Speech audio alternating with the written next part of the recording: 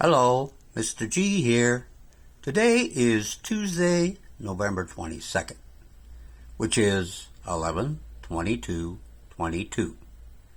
And according to our weekly schedule, Tuesdays are about laughing and comedy.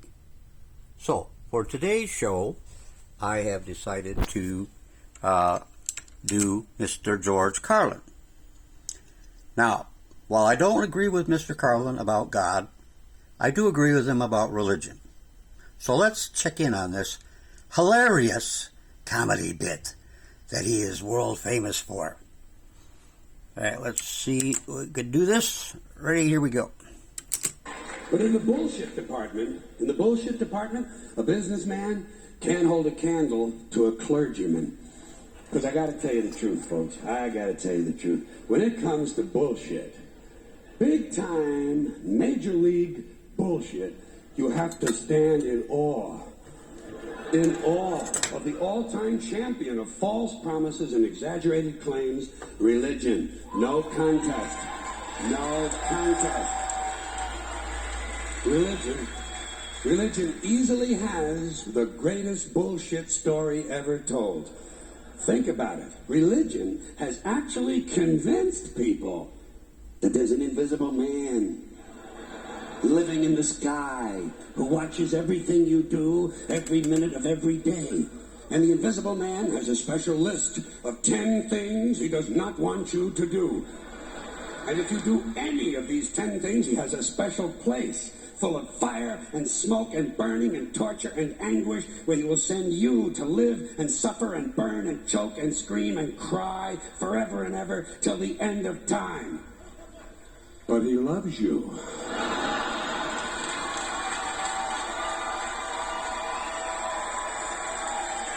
He loves you. He loves you, and he needs money. He always needs money. He's all-powerful, all-perfect, all-knowing, and all-wise. Somehow, just can't handle money. Religion takes in billions of dollars. They pay no taxes, and they always need a little more. Now, you talk about a good bullshit story. Holy shit.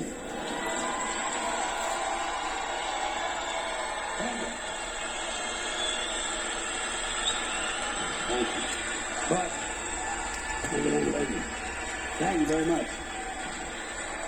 But I want you to know something. This is sincere. I want you to know, when it comes to believing in God, I really tried. I really tried. I tried to believe that there is a God who created each of us in his own image and likeness, loves us very much, and keeps a close eye on things. I really tried to believe that, but I gotta tell you, the longer you live, the more you look around, the more you realize something is fucked up. Something is wrong here. War, disease, death, destruction, hunger, filth, poverty, torture, crime, corruption, and the ice capades.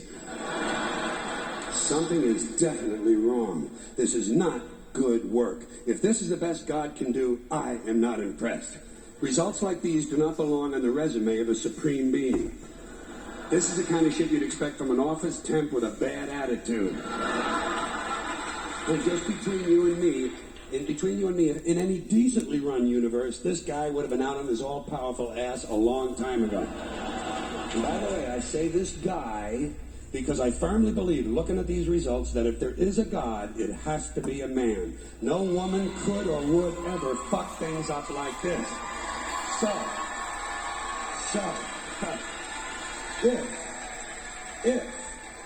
If there is a God, I think most reasonable people might agree that he's at least incompetent and maybe, just maybe, doesn't give a shit. Doesn't give a shit, which I admire in a person and which would explain a lot of these bad results. So rather than be just another mindless religious robot, mindlessly and aimlessly and blindly believing that all of this is in the hands of some spooky, incompetent father figure who doesn't give a shit, I decided to look around for something else to worship, something I could really count on. And immediately, I thought of the sun. Happened like that. Overnight, I became a sun worshiper. Well, not overnight. You can't see the sun at night. But first thing the next morning, I became a sun worshiper. Several reasons. First of all, I can see the sun, okay? Yeah. Unlike some other gods I could mention, I can actually see the sun. I'm big on that. If I can see something, I don't know, kind of helps the credibility along, you know? So every day I can see the sun as it gives me everything I need. Heat, light, food, flowers in the park, reflections on the lake, an occasional skin cancer, but hey, at least there are no crucifixions, and we're not setting people on fire simply because they don't agree with us. Sun worship is fairly simple. There's no mystery, no miracles, no pageantry, no one asks for money, there are no songs to learn, and we don't have a special building where we all gather once a week to compare clothing. And the best thing about the sun, it never tells me I'm unworthy. Doesn't tell me I'm a bad person who needs to be saved. Hasn't said an unkind word. Treats me fine. So, I worship the sun. But I don't pray to the sun. Know why? I wouldn't presume on our friendship. It's not polite. I've often thought people treat God rather rudely, don't you? Asking, trillions and trillions of prayers every day, asking and pleading and begging for favors. Do this, give me that, I need a new car, I want a better job. And most of this praying takes place on Sunday, his day off. It's not nice, and it's no way to treat a friend. But people do pray, and they pray for a lot of different things. You know, your sister needs an operation on her crotch. Your brother was arrested for defecating in a mall. But most of all, you'd really like to fuck that hot little redhead down at the convenience store. You know, the one with the eye patch and the club foot, huh? Can you pray for that? I think you'd have to. And I say, fine, pray for anything you want. Pray for anything. But what about the divine plan? Remember that? The divine plan. Long time ago, God made a divine plan. Gave it a lot of thought, decided it was a good plan, put it into practice. And for billions and billions of years, the divine plan has been doing just fine. Now you come along and pray for something. Well, suppose the thing you want isn't in God's divine plan. What do you want him to do? Change his plan? Just for you? Doesn't it seem a little arrogant? It's a divine plan. What's the use of being God if every rundown schmuck with a $2 prayer book can come along and fuck up your plan? And here's something else, another problem you might have. Suppose your prayers aren't answered. What do you say? Well, it's God's will. Thy will be done. Fine, but if it's God's will and he's going to do what he wants to anyway, why the fuck bother praying in the first place? Seems like a big waste of time to me. Couldn't you just skip the praying part and go right to his will? It's all very confusing. So to get around a lot of this, I decided to worship the sun. But, as I said, I don't pray to the sun. You know who I pray to? Joe Pesci. Joe Pesci. Joe Pesci. Two reasons. First of all, I think he's a good actor, okay? To me, that counts. Second, he looks like a guy who can get things done. Joe Pesci doesn't fuck around. Doesn't fuck around. In fact, Joe Pesci came through on a couple of things that God was having trouble with. For years, I asked God to do something about my noisy neighbor with the barking dog. Joe Pesci straightened that cocksucker out with one visit. It's amazing what you can accomplish with a simple baseball bat. So I've been praying to Joe for about a year now, and I noticed something. I noticed that all the prayers I used to offer to God and all the prayers I now offer to Joe Pesci are being answered at about the same 50% rate. Half the time I get what I want, half the time I don't. Same as God, 50-50. Same as the four-leaf clover and the horseshoe, the wishing well and the rabbit's foot. Same as the mojo man. Same as the voodoo lady who tells you your fortune by squeezing the goat's testicles. It's all the same, 50-50. So just pick your superstition, sit back, make a wish, and enjoy yourself. And for those of you who look to the Bible for moral lessons and literary qualities, I might suggest a couple of other stories for you. You might want to look at The Three Little Pigs. That's a good one. Has a nice, happy ending. I'm sure you'll like that. Then there's Little Red Riding Hood, although it does have that X-rated part where the big bad wolf actually eats the grandmother, which I didn't care for, by the way. And finally, I've often always drawn a great deal of moral comfort from Humpty Dumpty. The part I like the best, all the king's horses and all the king's men couldn't put Humpty Dumpty back together again. That's because there is no Humpty Dumpty and there is no God. None, not one, no God, never was. In fact, I'm gonna put it this way. If there is a God, may he strike this audience dead. See, nothing happened. Nothing happened. Everybody's okay. All right? Tell you what. I'll raise the stakes. a little bit. If there is a God, may he strike me dead. See? Nothing happened. Oh, wait. Got a little cramp in my leg. And my balls hurt. Plus, I'm blind. Oh, now I'm okay again. Must have been Joe Pesci, huh? God bless Joe Pesci. Thank you all very much. Joe bless you. Thank you very much.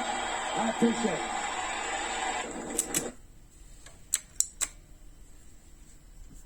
Okay, that was George Carlin on religion. I agree with him about just about everything he said about religion, but I don't agree with him about God. You know why? Because I know that God gives us only two things: unconditional love and what? Free will. Now, given God gifted us free will, why would God create 10 commandments that we must follow? I don't believe that the commandments are commandments. I believe they were suggestions by God to Moses. Because you remember when Moses came down from the mountain, he had the tablets in his hands, and his people were doing what? They were worshiping a golden calf, and they were engaged in all kinds of activities that were horrible. So, what did Moses do? He threw the 10 commandments down on the golden calf, and the earth came open, and a lot of people went down into the earth and died of, burning and all that stuff. I believe those commandments were actually suggestions. God wanted us to learn or to know how to live with each other, how to treat your neighbor, how not to treat your neighbor. For example, thou shalt not kill. Well, that's a good idea. You shouldn't be killing anybody, right? And I won't go through them all, but you get my point, right? So, I believe that God gave us unconditional love and free will. You are the one who makes the choices in life that lead to outcomes that may be good and may be bad. So here's my suggestion to you. If you want a better life, make better choices. It's that simple. You don't believe me? Try it. You'll like it. My little granddaughter, at the age of 3, was in preschool. And they were studying superheroes. And the teacher asked the kids, if you were a superhero, what would you say to people? And do you know what my granddaughter, Ava Grace, said? You won't believe this. A 3-year-old came up with this all on her own. Make good choices. And she is absolutely right. Make good choices. That is the key to a happy life. If you don't like your life, make better choices. It's that simple. Anyway, that's today's show. Thank you for watching, and I will see you mañana.